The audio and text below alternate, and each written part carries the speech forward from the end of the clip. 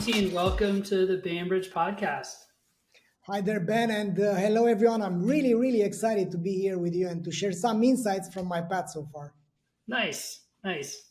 Let's start with how you're the founder and CEO of Omniconvert. That's right.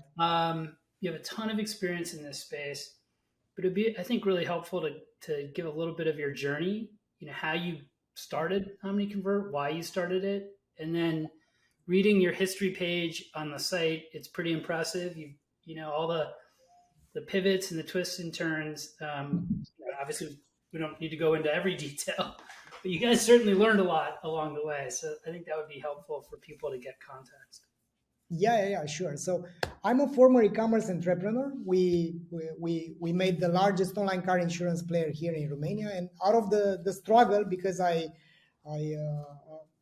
discovered how to run e-commerce by digging into data. I've discovered that we built our own technology, and I was having some fights with my former partner because he bought a business without asking me, and due to that conflict, I've decided, you know what, I'm going to build another company. You stay with this one. And that's how I built Omniconvert. We initially started as a website optimization platform for e-commerce companies, A/B testing, conversion rate optimization, web personalization, you know the drill.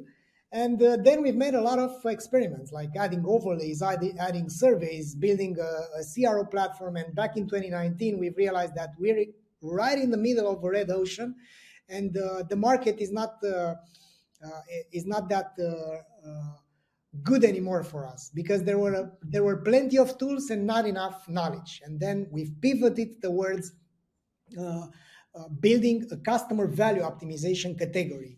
And basically that was due to the research that we made with our customers, and we realized that many e-commerce companies need to increase their customer lifetime value, but they don't know how, and they don't have the tools to do it. And then basically, thanks to that experiment, side gig basically, because I've built it with two developers.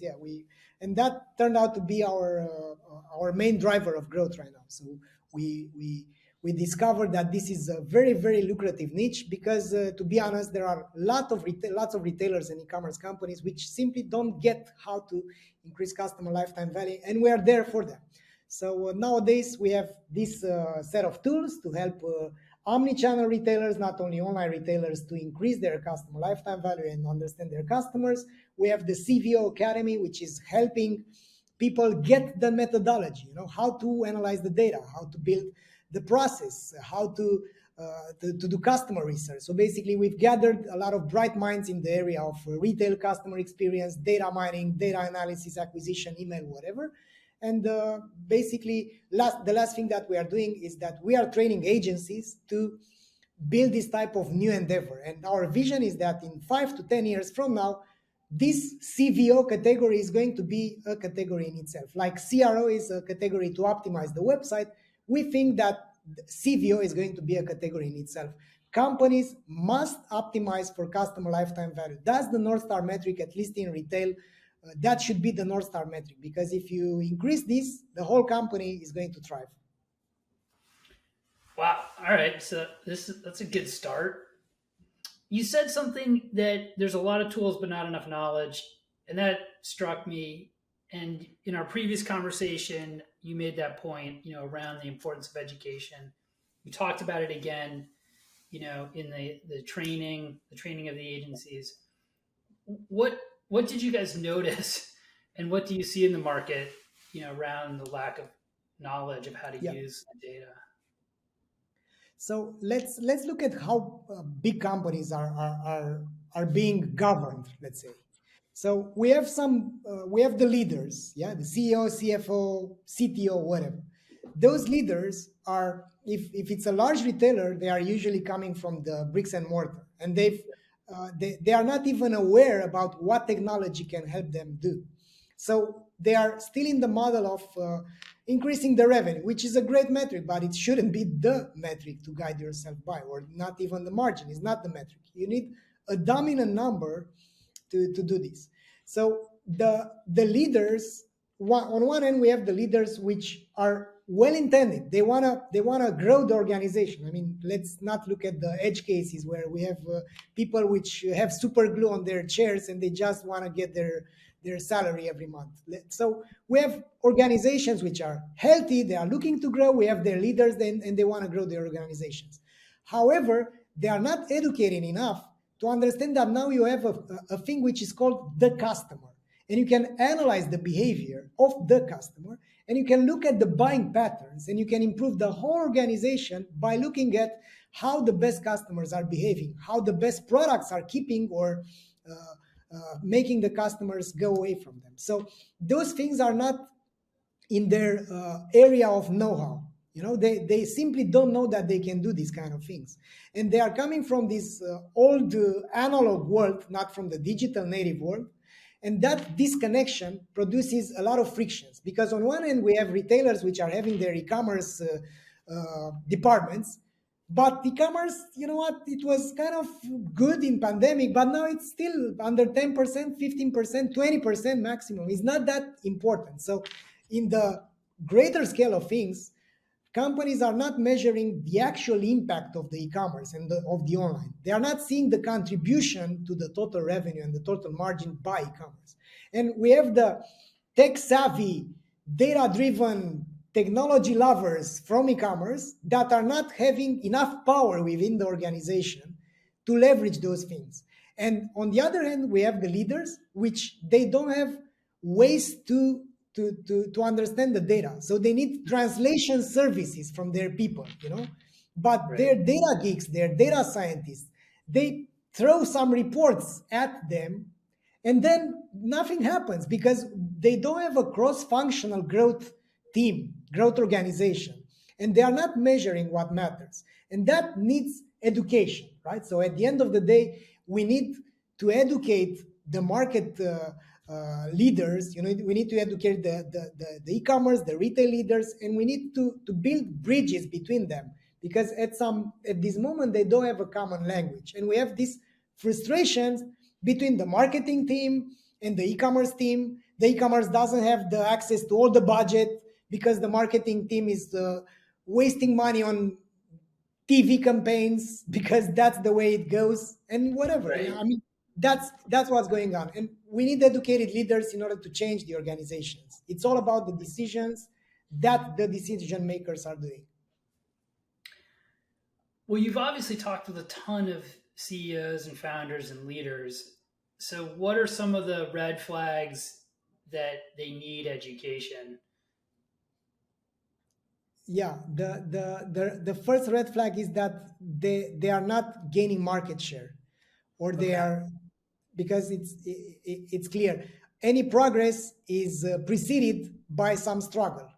You need some pain even in your life as an individual. If you think about it, Ben, until you are really really really frustrated about the fact that this freaking iPhone has the battery until 4 p.m. and then you can't reach your kids, you're not changing this freaking phone, and Yeah. change and progress is preceded by frustration, by struggle. So one red flag is that the organizations are not acquiring market share. And we are seeing this, for instance, in the grocery retail industry. We have the big retailers, at least here in Europe, there are a lot of big grocery retailers which are endangered to become some huge warehouses from where the quick commerce players, those fast apps, technological, customer-centric apps, are getting their products from. So their risk is to become some huge warehouses that are collecting products from a lot of brands, and then there are the scooters and the delivery guys from all these apps coming to get products to the last mile to the consumers. And guess Right. what? The consumers, we and that's another thing which is happening. The consumers will blame the warehouse, which is the grocery retailer, for everything that's not going right, and they will appreciate the fact that the delivery app is doing their job. They are bringing me fresh grocery in 90 minutes. But, well, okay, so they're not gaining market share, but when they come to you, is Yeah, that how they express the pain or the they are red flag? losing. Or Yeah, So something they're is coming to wrong. you and saying like, "Hey, we're not gaining market share," and then you're like, "Aha, I know what to do." Okay. Yeah. So they are not reaching their goals. They are losing customers, and they have internal frustrations. I mean, we usually work with a special kind of client, which is the internal champion within the organization. Is the game changer. Is the inspired, growth oriented leader, which has some kind of decision making power, which is kind of extracting the insights, and then they can throw some real data in the eyes of the marketing teams. You know what? We've acquired 200,000 customers this year, and guess what? We've lost 135,000. Yeah. And they are not going to come back statistically. And when they see that, when the CEO, the CFO sees that, they start to scratch their heads and to think about ways to fix that. Yeah. What title does that champion typically have inside these organizations? Yeah, it's either the CMO, it's either the CDO, Chief Data Officer, if or it's either the CTO, which is a tech-oriented leader, which is fed up with building on demand of the stakeholders, and they are looking around for solutions. Maybe someone built that already. Maybe Yeah. maybe maybe it's already there, and our time to market is 1 month, not 1 year, and I shouldn't be uh, using my resources to build something which is already done and it's working. Yeah. It sounds like you're describing bigger companies and that were kind of retail first. Is that the only companies you work with, or do you work with like ecom first that are going omni-channel and Yeah, we work with smaller? pure players, pure e-commerce players. We work with e-com D2C, which is migrating to the bricks and mortar, and we also work with big retailers. We are very successful with the big retailers because their data structure is a mess. They have heritage data systems all over the place. So they need us. Yeah. It's like they really really need us. There are also the e-commerce players which are using only their data from Shopify or Google Analytics, which is not enough. I mean, visitor data is fantastic, but it's only for the top of the funnel. And if you Yeah. are selling products with the high purchase frequency, so when you need customer retention and customer lifetime value, you have to look at your customers. You need to understand the best customers and their behavior in order to acquire more like those. Yeah. It's pretty simple. What struck me of what you just said is things that we run into here at Bainbridge where companies try to solve the data problem sometimes by like, oh, we need a data warehouse. So then they try to build this like all encompassing data system with every source of data flowing into it in a big data warehouse, then like Looker on top of it. And they're like, and then Mhm. invariably it takes 5x the amount of time and 5x the amount of cost.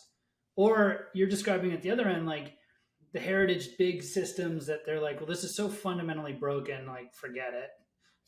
So what do they need to build these like big systems, or it sounds like you guys can drop in Yeah. and just get access to the data and you're kind of like, I don't care what your whatever data is, like I just need these 5 sources or 4 sources or whatever. How Yeah. does it actually work with the data, all the available data? I guess is my question. Yeah, we don't care where that data sits. So we just care to have the cron jobs which are doing their work at the pace that we want, and after that we do care about having someone uh, advocating for the solution to be adopted within the organization. So we are seeing that we are building this type of fast and easy to read reports with actual insights, not with data, because there is this trap, when we have these companies which are analyzing 245 metrics and they are not changing any of those. It's just Right. that happened in the past. That happened in the past. They are always struggling, like I mean, data is Rear great, view but mirror looks action. amazing. It's really Yeah, big picture back. yeah, it's Well, it's great. that's interesting.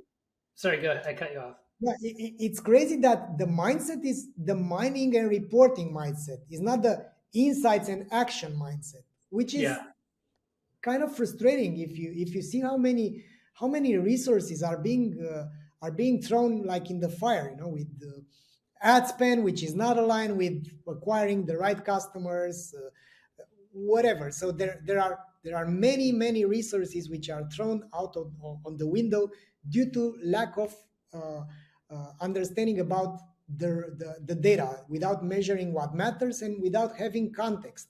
There are still companies, big companies, and I'm it's not like I'm frustrated. I'm disappointed, but I'm also excited at the same time, because there is a right, huge opportunity for us. We see big companies which are still not knowing their unit economics, and they have silos with their KPIs, which are sometimes they are conflicting. If right, if one silo is doing their job tremendously, it's affecting the other one, but nobody cares about that because there's no right, holistic approach. There is right. not an integrated approach from top to bottom around what should be measured and improved. How do you how do you combine the customer view across the channels? I mean, obviously, online sale easy. I don't know. Do you have a way to take in Amazon data and join it and say we think it's the Ben? And then how do you do that in the retail environment? If I just walk in and pay cash, like how would you know that I made a Yeah, purchase? if you paid cash and if you don't have a customer loyalty card, that's it. Okay, It's pretty much nothing that we could do about it. What we could do is that if you are not using a customer loyalty system, which I think, to be honest, the main benefit for a company to have a customer loyalty system is not that the customers will be more loyal, because 80% of the time they are not coming back for those perks which are not relevant for them, but it's the fact that they have identifiable customers and they can see anomalies within their best customers, worst customers, what caused customers to churn, stuff like that. And what we are doing, so if they have a customer loyalty system in the bricks and mortar, that's great. If they don't, we can use the last four digits of the credit cards, yeah, because these are pretty unique. I mean, there is not such a huge overlap with those, and we can play with those, and we right. can build some avatar around that customer, and then Yeah, we can extract this type of insights based on that. right. So then it's like directionally correct. It's but the goal shouldn't be like, hey, it's perfect.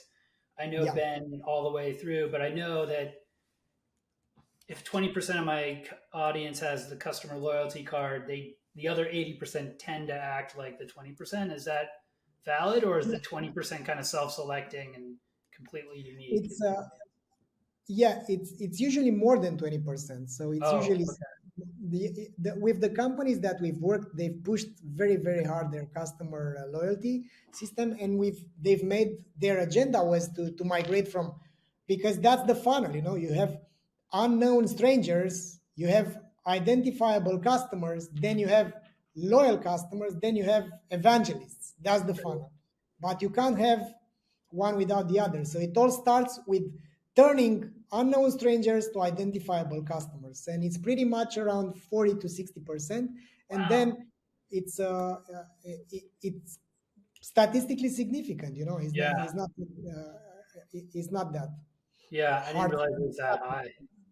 Yeah, and it's also when you get this type of insights, like was the chance to place another order, if the first order was made online or offline, or if it's from this category or that category, and when you have enough data, you can see the hidden gems. You can see the products that you want to push, or you can see the categories, and you can also build a loyalty system which is kind of relevant, because it's, don't give me discount at Pampers or whatever diapers if my kids are 14 and 16 and they are eating me alive.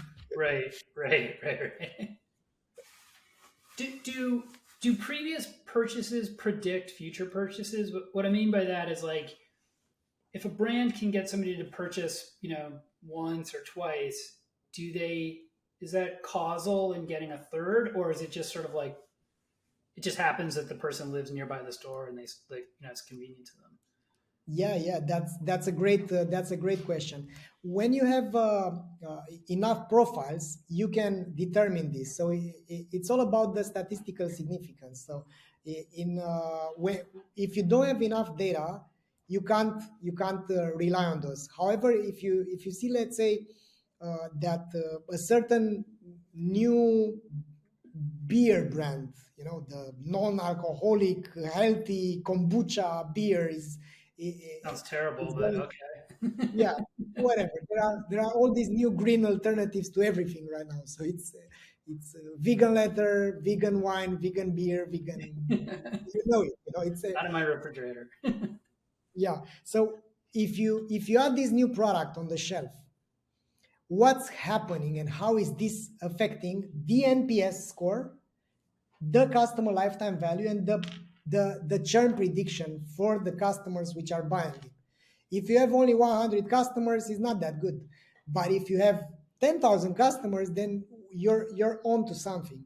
And the impact should be neutral, positive, or negative, or or or inconcludent because you don't have enough data. If you have, so mainly it's all a matter of the volume of data that you're getting. But what we're talking here is something that is the luxury of the large retailers, which are having, I Yeah, don't know, 50,000 SKUs and 4 million customers, right. known customers. And if you have that, it's like a playground. It's exciting to look at this kind of data. However, for smaller retailers, I mean, for our audience to understand, it's not like only this type of advanced use cases are out there. You can still do a lot of things by looking at your customer profiles without having millions of customers. You can have Right. only, I don't know, 40,000, 50,000. You can still apply RFM, recency, frequency, and monetary score. You can look at their anomalies and you can extract insights based on your most sticky customers. Yeah. Every customer out there, every company out there has this type of anomalies.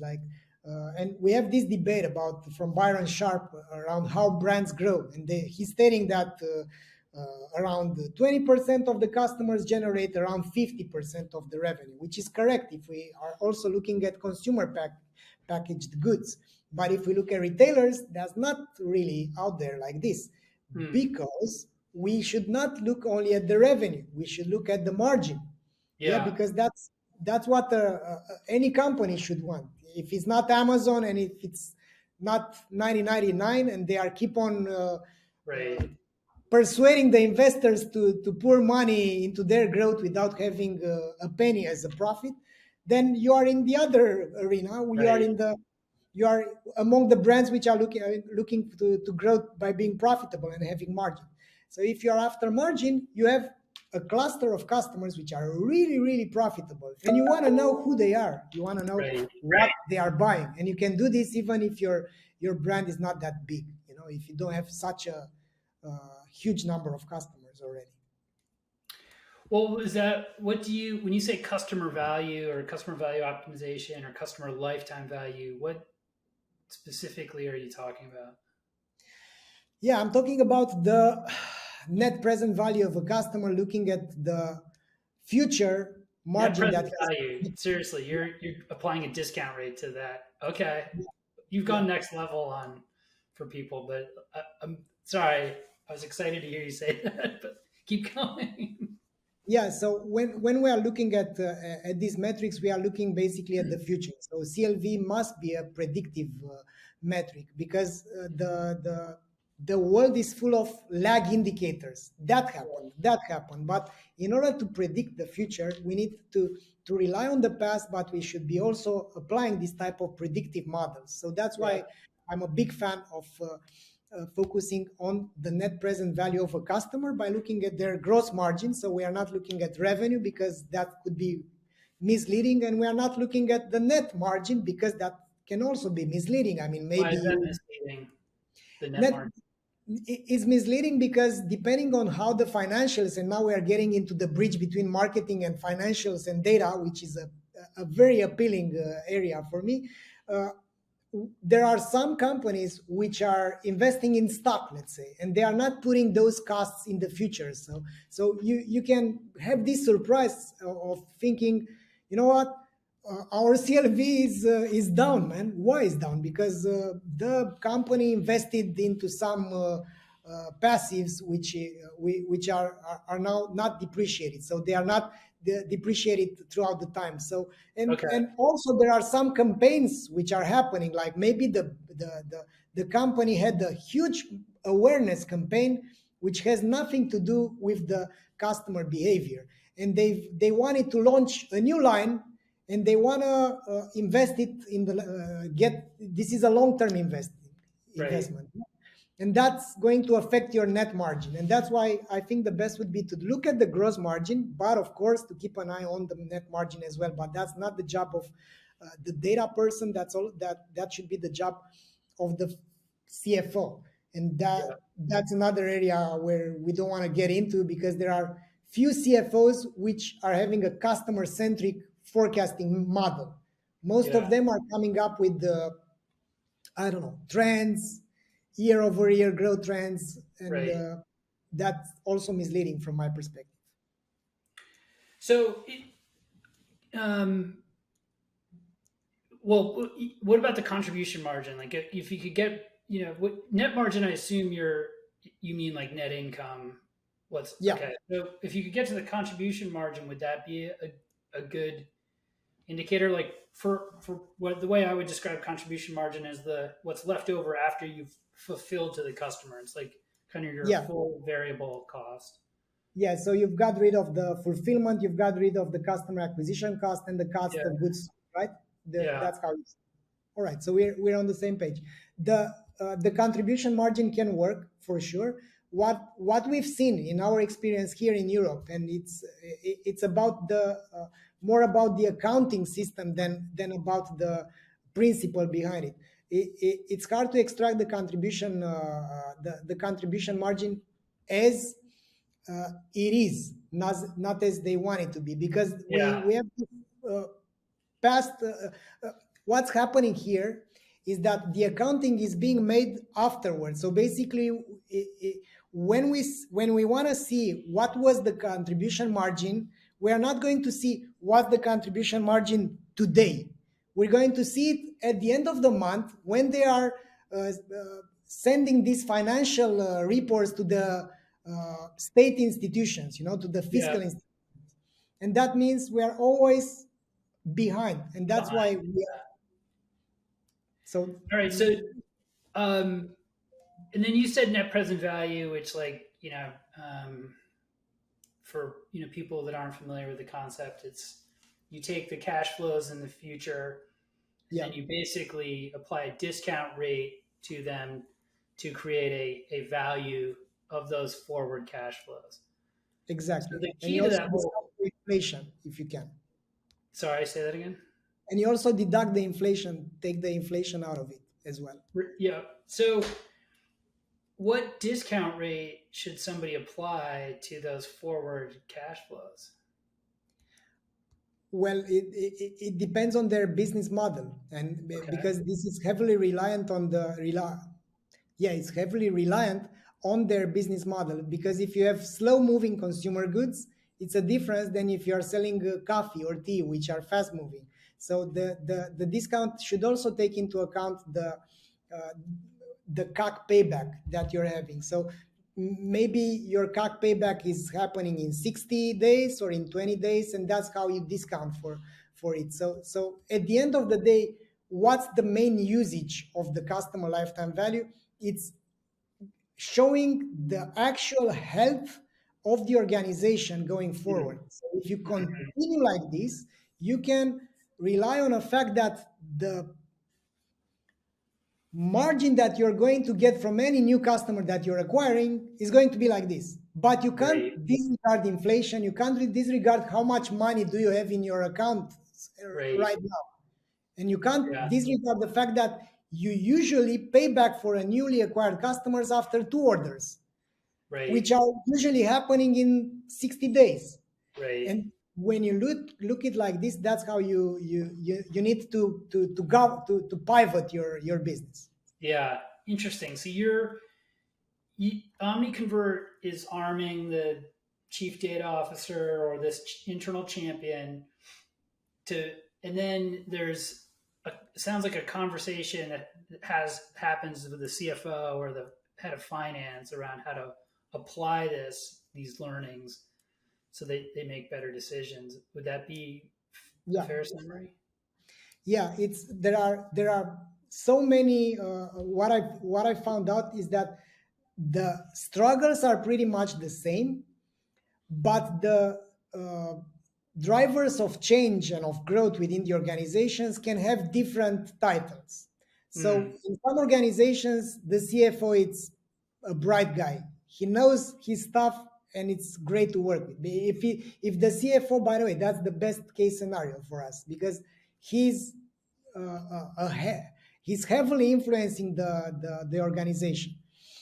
If it's the marketing, if it's the commercial officer, if it's the data officer, then we have to align everyone, and mm, this is usually happening in a workshop. And, smart. so basically, we how it works is like this: we grab the data together with the internal champion to do a proof of concept and to understand what are some opportunities or threats by looking at their real data, their trends. If you, I don't know, if you acquire less customers than you are churning, with the model stating that I don't know, a churn customer into a non-contractual environment is churning if the chances to place another order are less than 5%. Let's say those are churn customers, right? And you can Interesting. look at this by through RFM and average days between a transaction. So the recency is pretty much the best indicator of churn. So Interesting. we build this type of models, and then together with the internal champion we look at the data, we have a lot of ahas, and we do some forecasts like if we continue like this, that's going to happen, and we validate the model by looking at how would be the present if we look at 6 months before and we model for Yeah. the Yeah. current, and if the deviation it's less than 5%, we're there. And it's we then go through a workshop with the other people within the organization, and we let them know about how the future will look for them. And if Right. they see if they see how grim the reality can get, then they adopt this customer value based model. Yeah. Right. Interesting. So it's a big wake up call for a lot of people. It sounds like. Yeah, and it's all a matter of arming, having the right ammunition, because they all have opinions, but when you Right. show them the real data, when they see their cohort of newly acquired customers shrinking like this throughout the time, and when they see how much effort should be put in acquiring new customers just to compensate for the ones that they are losing, then they get real. Yeah. They get into a point where they it's urgent, to take action, and those Yeah. actions are different. And getting into the action part, because we are also fans of not only looking at data. Yeah. I'm a fan of hygiene. They're having the data hygiene, they're having reliable models. But afterwards, it's about taking action. And usually, these type of actions are around three pillars. One is the product. Yeah, what products are we selling? How, if there are suboptimal or shitty products, pardon my language, let's get rid of those. Right. The second pillar is the customer experience, and that's happening by having NPS throughout the entire organization. So imagine that our technology now allows them to see NPS by location, by category, by brand, but also by role. So for an e-commerce, for instance, we found out that two pickers through the night shift were getting the NPS down for the entire organization because they were simply drunk. It's so beautiful No that way. Wait. So you could track the orders that were picked by the night shift yeah, and put that against the NPS scores, and it was like, oh, the reason you're dropping is because these two. That's Yeah, crazy. That's awesome.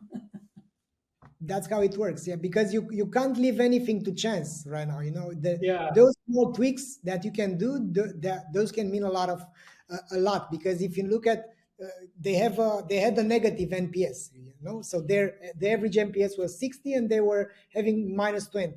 So what's going on? And they started to investigate. They look at their orders and they've seen that the return rates were something like 80%. So 80 out of 100 customers served by that picker returned their goods because they had different sizes. They were a shoe Right. retailer. And it was there. I mean, data can tell you this, but you just need to do the right setup. And Yeah. basically, when you blend customer qualitative data with the quantitative data, you have a shortcut. Like, you are the CEO of that company, you have a shortcut directly to all the customers, and you can see where is the mess, where is the mess Yeah. throughout the customer journey. Or maybe you have some stores which are not doing their job. Maybe you have a certain shop in a certain city which is not doing their job. So that's how you see what's going on by using the data which is there. and Right. and the third one, to take action, sorry, Ben, just to finish the huge thought that I had, is marketing. So you can influence CLV by through the products that you're selling, through the customer experience that you're offering, and through the messaging, the marketing. But when you have a first time customer, is the marketing. When you have a second time customer, is the product and customer experience. Right. There are few moments when, oh, I just forgot about you, and thanks to your email campaigns, I got back and I bought again from you. But these are not happening usually. Usually you go back to buy again due to the quality of the product and the quality of the services. Do you, do you think that the brands really can build loyalty, or I guess the answer is obviously yes, but there is a sometimes it feels like brands like, oh, I acquired a customer, therefore they're my customer, and it's like, well, every time you make a purchase, you're kind of always deciding, do I want this brand of shoe against this brand of shoes? It feels rare that you are actually already pre-decided to choose from a single brand. I guess that happens every so, or maybe it happens more frequently. But what do you think about that? Like, are people kind of overestimating their ability to retain customers and drive repeat purchase? For sure, yeah. I mean, it's. I think brand itself. It's a lie. I mean, it's a lie because we all see that we have these aspirational brands like Tesla or Google or whatever. If Google will not deliver the right search results, guess what? Screw Google. Let's go to whatever it is, DuckDuckGo or whatever alternative. So it's not the brand which is driving my habit. Is the value that I'm getting from that brand. And to be honest, Google is not some crazy aspirational brand when you think about the naming, right?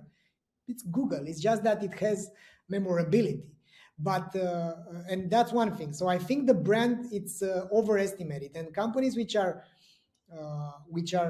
overestimating the brand's value are doing it due to the an old school of thought around marketing. They think that people are coming for the brand, but people are coming for the value, because nobody is stupid enough to get shoes which are not fit for them just because they are Gucci or Dolce Gabbana or whatever. Wait a Anyway, second. Wait a second, Valentine. You're making a big claim here. Like, yeah, does it really matter that the Gucci shoes fit well, or is it yeah. just the fact that If they are, you show that you if have this, Gucci shoes? yeah, if these are not functional, it Yeah. doesn't matter the social and the emotional aspect. That's what I'm saying. Okay. So at the end of the day, if you sell products which are not doing their job, it doesn't matter what's the brand you put on the brand. There are, of course, products that you are buying, and people are buying luxury brands only for the social status. Okay. But but do you imagine that someone which has their feet hurt will buy those shoes 10 times in a row? They are going to buy it Yes, on. I do. I do imagine that. I can't. I can't. I think this is just No, perspective. I'm kidding with you. I think there's outliers where people will do anything to buy it, whether it's really Yeah, that but good or not. these are extremes for sure. Yeah, So yeah, to get back to your question around how brands are creating loyalty and if they can create loyalty, for sure. So for yeah, sure it's an emotional aspect, not only the functional aspect. What I'm yeah, stating though is that when you are winning a category, for instance, so if we look at if we look in the economy, we have categories which are being dominated by a few brands. Yeah. So we hmm, have Coca-Cola. Is right, this the best product on the market? Is this the most healthy product for the no, human beings? For sure not. I mean, I've seen those ads when on the TV when they've shown this glass half full with sugar. And they showed it. So mainly the product has some components on it. hmm, There are brands which are creating loyalty for sure, but when we are not looking at the category creators or the category kings, because you can create a category and not be the king of it, like yeah, I don't know, the former Windows pads. The iPad wasn't the first tablet, but they've won right, the market. So when we look at this type of categories, they've won their customers' hearts, and then they've put a brand on it. So yeah, it's not because something is named like this that I'm buying it. I'm buying it for the intrinsic value and emotion that is producing me about how I feel about myself when I buy that brand. And at some point, it's becoming unconscious. So when you got uh, my son, for instance, he's 14, he's in love. I've I've tried to persuade him for years to eat healthy. And at some point he got in love, and guess what? He's looking at the calories on a certain yogurt. He's analyzing everything like crazy. He's doing sport for 2 hours a day. And when he's buying a product right now, once he made up his mind that this yogurt product is the one for me, he's always getting it because he needs less than 1% fat and around 10% protein. That's it. And he analyzed the market, and now he's going like a robot in the supermarket. He's not even considering to buy another yogurt for him. yeah, Why? Because that yogurt was named Danone. No, it was yeah, about the job to be done. His yeah. job to be done is to be fit so that he's uh, conquering that girl. That's it. I mean, So is the customer lifetime value a measure of brand? the customer lifetime value can also show how strong the brand is for sure. Yeah. And you can affect the customer lifetime value through branding. You because it's the framing bias. I mean, we all know about the framing bias, that experiment made at the University of Columbia by Daniel Kahneman. The it's the same thing, but it's how you frame it. You can frame it differently, and of course, brand can affect behavior. I'm not stating that. What Yeah, I'm stating though is that the brand should be backed by a product which is there. Product mm, is more important than the brand itself. So hmm, the what's the job to be done by the product? Yeah, it's making me feel better about myself. It's making me feel like I'm a superstar, like I'm yeah, admired, like I'm powerful, like I'm whatever components do I have, yeah. and that's how it goes. Going back to the when you guys do all this analysis, and then there's sort of the like aha moments, and people are like, oh boy, this is not going the way we want. It reminded me of something we had talked about earlier in the week about, you'd said companies aren't asking the right questions. So, it how does somebody know if they're not asking the right questions? Like you'd said, it's they're not gaining market share, but are there other indicators inside these companies? If you were a founder or a leader Yeah. inside a company and you're listening to this, like, do you just inherently know that you're not asking the right questions, or are there sort of signs like, we're talking about this, but we should be talking about that? Yeah. So it's usually about how much of my revenue is coming from the returning customers. What are my forecast models? How reliable are my predictive models at this moment? How can I know? How can I get away from uncertainty, which is happening? We are all living in this freaking uncertain environment. Yesterday, the missiles from Poland, Joe Biden saved the day, stating that this might not be from Russia, and everyone was relieved about it. But for hours, we all thought that, yeah, Third World War is there. Right. So Yeah. everything is very uncertain. So when a CEO is asking, and of course those are not something that we can solve, but let's say in the economic environment, in this uh, uh, oasis, yeah, where we are looking at. So if a CEO is not reliant, a CEO or a CFO, an exec, if he or she can't rely on their predictive models, then they can go to the common denominator, because growth is not an accident. It's a consciously made strategy around delivering outstanding value to enough customers that pay for your products. Yeah. So the customer is the unit. It should be in the focus, in the under the microscope. The customer behavior should be getting you the insights. So you should go there and do market research, customer research, and those type of questions are the ones that are revealing, what we Mm, need to track CLV. Let's build a CLV model. Let's segment our customers. Who are our best customers? And by the way, the CLV itself is not enough, because it's showing you, it's like an average. It's the trap of the average, right. but it's indicative.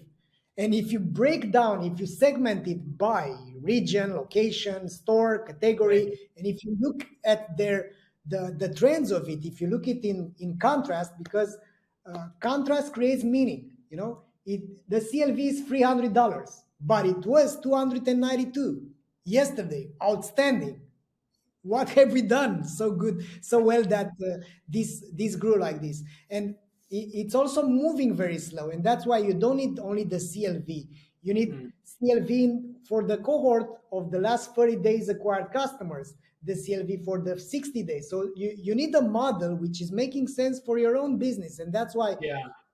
they are migrating to this. And the other questions that they are asking is, what is our revenue down?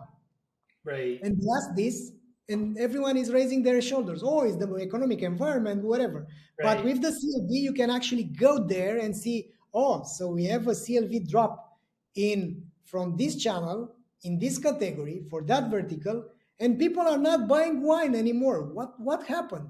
Right. And you go there and see, by the way, I don't know if you know that, but in Japan, the wine sales have dropped by 50%. It looks like the new generations are not drinking wine anymore. So the state is Interesting. actively investing into wine consumption to save the industry. But The if the government is behavior is mad that doing way, that. that's it. Yeah, That's awesome. Got to yeah. save the wine business. Uh, um, we have a couple Well, minutes left. they say the Sorry, banks in the US, man. sorry, say that again. I've said that the state saves the banks in the US, right? Yeah, right. Yeah, yeah. Wine, whatever. Banks. Like, oh, we better get in on that. Yeah. Um, Don't so get me started. I've yeah, seen that movie.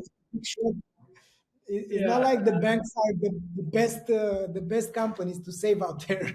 No, I don't think so either. What's going to happen in Yeah. 2023? We're gonna see a lot of failures. So we're going to see companies dying more than this year, I think, because we are living this accelerated pace. It looks like the consumption is not going to be like it used to. So people are reluctant to doing rage buying like they've done.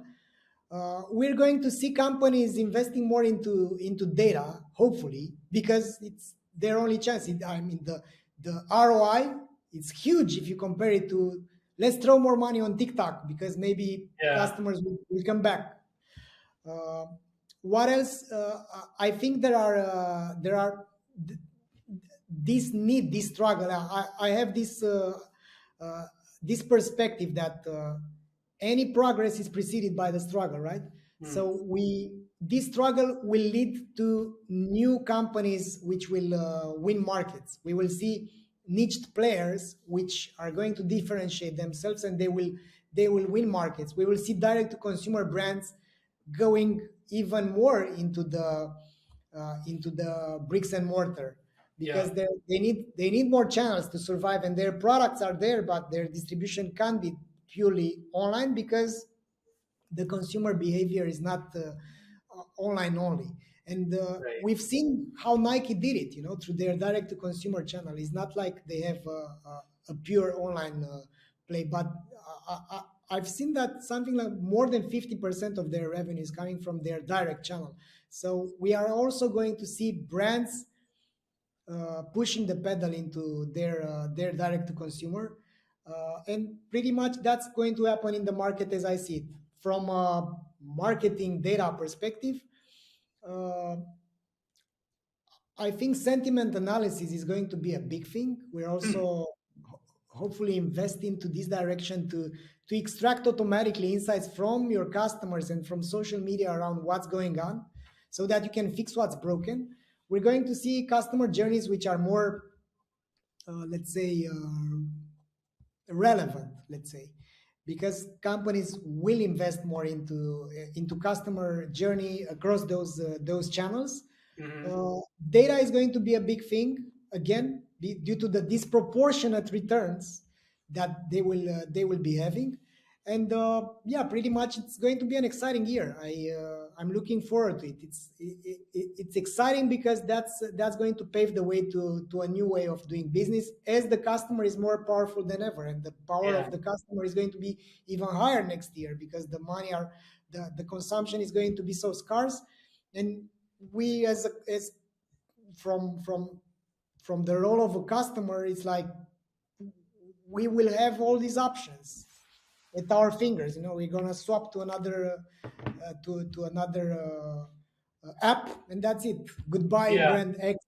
See you later. So that means companies will need to deliver not only good experiences, great products, but outstanding messaging, outstanding experience, Yeah. wrapping the product that they are selling, because the same product you can get it from 200 vendors Right. besides Amazon, which is uh, setting the, the the benchmark on how the CX should be. Valentin, thank you. This was a lot of fun. I really appreciate your insights. Thank you, Ben, for having me. It was great, and yeah, all the best from Bucharest. You can find me on LinkedIn if you think there are things that are worthy from how I see the world. You can find me on LinkedIn, and you can check out our own CVO Academy, by the way, which is I'm together with mathematics professors, with economics, with CX, email, and acquisition experts. We've built this methodology around customer value optimization. So check it out if you want. We also have free courses available for everyone there. That's all. That's it. Omniconvert.com. Yeah, exactly. Awesome.